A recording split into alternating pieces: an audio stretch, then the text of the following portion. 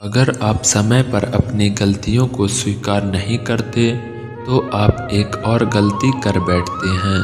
आप अपनी गलतियों से तभी सीखते हैं जब आप अपनी गलतियों को स्वीकार करते हैं। हम चाहे तो अपने आत्मविश्वास और मेहनत के बल पर अपना भाग्य खुद लिख सकते हैं, और अगर हमको अपना भाग्य लिखना नहीं आता तो परिस्थितियां हमारा भाग्य लिख देंगी। आप यह नहीं कह सकते क्या आपके पास समय नहीं है, क्योंकि आपको भी दिन में उतना ही समय मिलता है जितना समय महान एवं सफल लोगों को मिलता है। श्री कृष्ण कहते हैं, मुसीबतों से भागना नई मुसीबत को नियंत्रण देता है। समान है जीवन में इस समय पर चुनौतियों और मुसीबतों का सामना करना पड़ता है। यही जीवन का अटल सत्य है।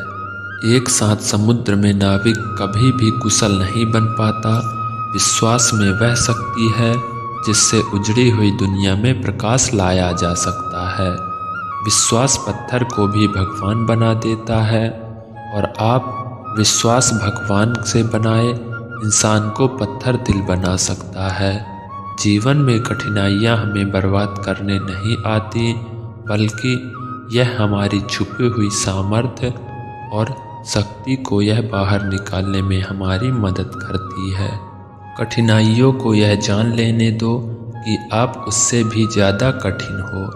किसी डिग्री का ना होना दरअसल फ़ायदेमंद है। अगर आप इंजीनियर या डॉक्टर हैं तब आप एक ही काम कर सकते हैं, पर यदि आपके पास कोई डिग्री नहीं है तो आप कुछ भी कर सकते हैं। बारिश के दौरान सारे पक्षी आश्रय की तलाश करते हैं, लेकिन बाज बादलों के ऊपर उड़कर बारिश को ही अवॉइड कर देते हैं। ब्रह्मांड की सारी शक्तियाँ पहले से हमारी हैं। वो हम ही हैं जो अपनी आँखों पर आहत रख लेते हैं और फिर रोते हैं कि कितना अंधकार है।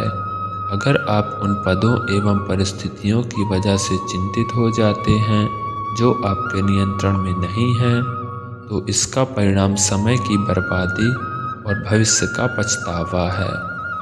श्री कृष्ण कहते हैं कि जो एक बार अपमान करे उसे सह लो। वो मनुष्य जो 2 बार अपमान सह लेता है वो महात्मा है, और जो तीसरी बार अपमान सहता है वह व्यक्ति मूर्खों की गिनती में आ जाता है। दोस्तों, कई लोग कहते हैं कि लोग बेवजह हमारा बार बार अपमान करते हैं। कुछ कहते भी नहीं तो भी लोग हमारा अपमान करते हैं। पर अगर कोई हमें बार बार तंग करे, अपमान करे, हमें ताना मारता रहे या हमारा हंसी उड़ाता रहे, तो हमें क्या करना चाहिए या फिर उसका जवाब देना चाहिए? यदि आप बार बार अपमान सहते रहेंगे तो आप खुद को हमेशा अपमानित महसूस करेंगे और लोग भी आपके कद्र करना छोड़ देंगे। कोई भी आपको कुछ भी नहीं कहकर चला जाएगा। यदि आप चाहते हैं कि कोई आपका अपमान ना करे तो आपको अपने स्वाभिमान की रक्षा खुद करनी होगी। सहनशीलता में और मूर्खता में बहुत अंतर है। जो इंसान गलत करता है, अत्याचार करता है, अन्याय करता है, वो तो पाप का भागी है ही, पर जो इंसान चुप होकर अत्याचार को, अन्याय को सहता है, वह भी पाप का भागी है। क्योंकि अत्याचारी को अन्याय करने से पहली बार में ही रोक दिया जाए तो उसकी हिम्मत बढ़ेगी नहीं। अगर हम उसे छूट देंगे, उससे कुछ नहीं कहेंगे, अगली बार वह हमें और सताएगा। इसलिए आपका धर्म है कि अपने सम्मान की रक्षा करो। इस दुनिया में सबसे महंगी चीज़ होती है सम्मान। सम्मान ऐसे ही किसी को मुफ्त में नहीं मिल जाता।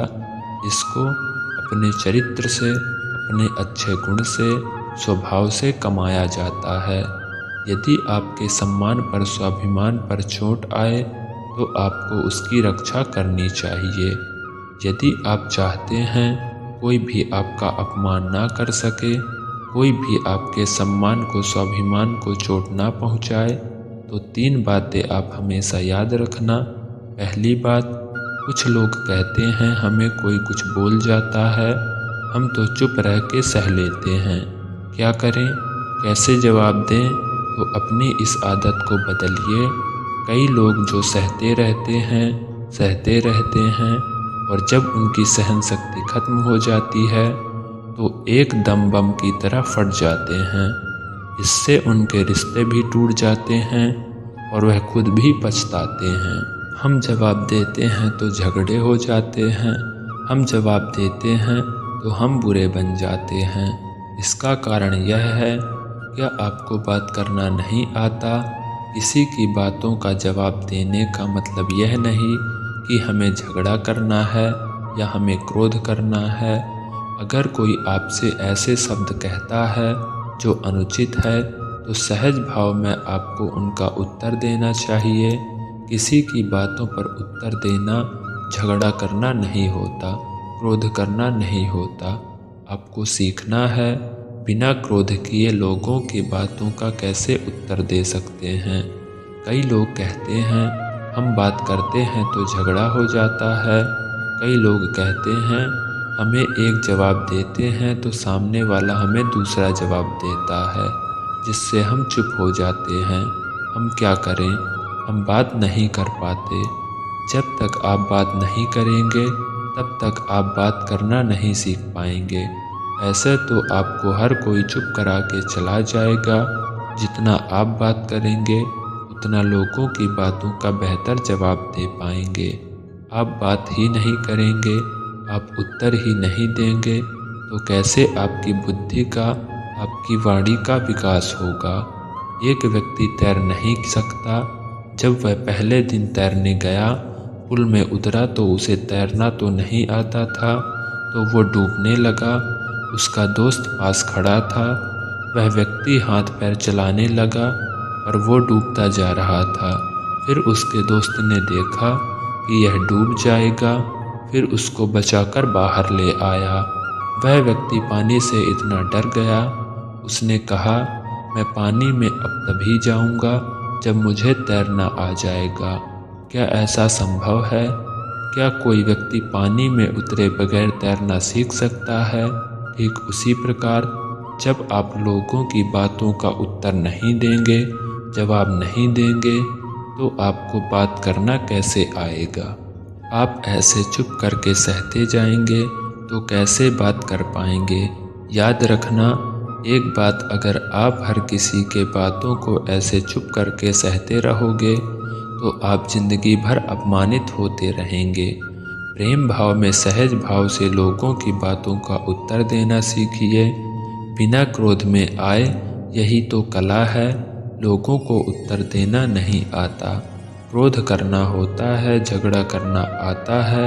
आपको इन्हीं बातों का अभ्यास करना है कि बिना आवेश में आए, बिना क्रोध में आए, प्रेम भाव से कैसे किसी भी बात से, किसी से भी बात कर पाएं।